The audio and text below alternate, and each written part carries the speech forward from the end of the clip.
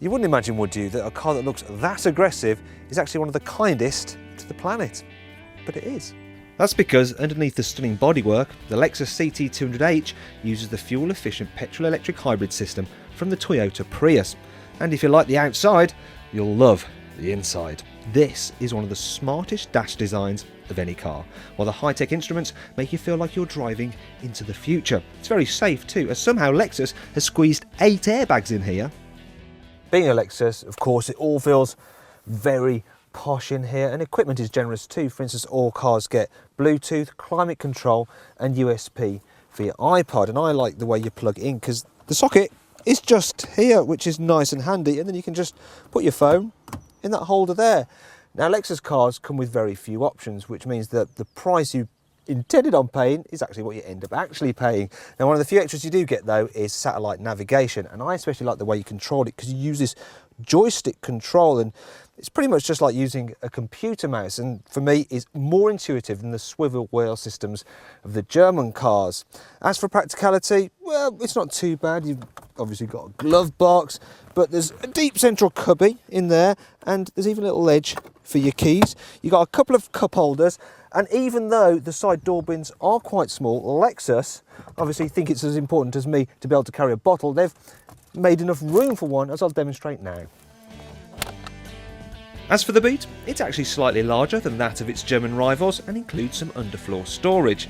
And when you fold the rear seats down, they lie flat for added practicality.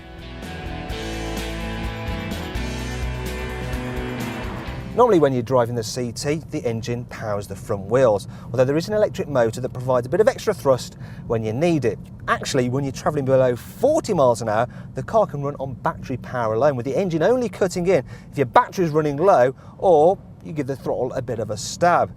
Now, you can actually turn this dial down here to put the car into eco mode. And what that does is reduce the drain of the air conditioning on the engine and soften off the throttle response to make the car more efficient.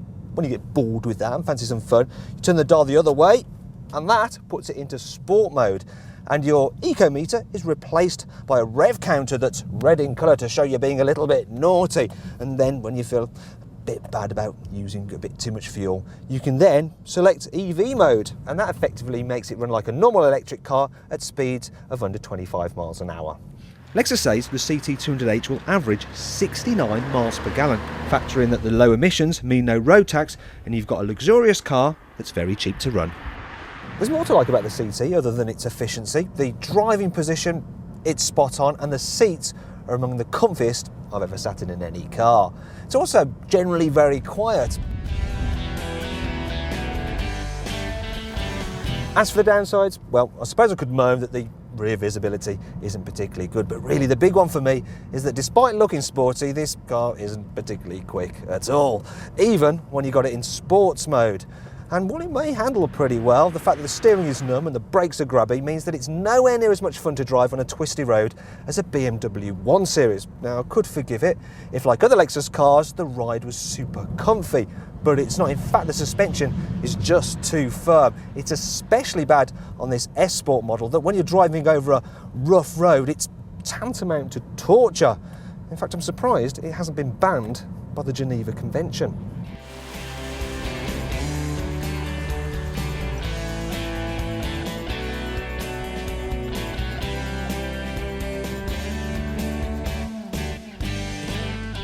If you just come here, I'll show you another problem. This car has an old-fashioned foot-operated parking brake, which seems a little bit out of place in something that's supposed to be high-tech. And then there's the back seats. If I just shuffle across, you'll be able to see that legroom, it's pretty tight. And if you have a lanky person sitting in front of you, you could end up feeling a bit squashed. That said, headroom is okay. And because the floor is almost completely flat, someone can actually use the middle seat. And that's the thing with the CT 200h. Yes, it does have its weaknesses, but overall, it's still a good car.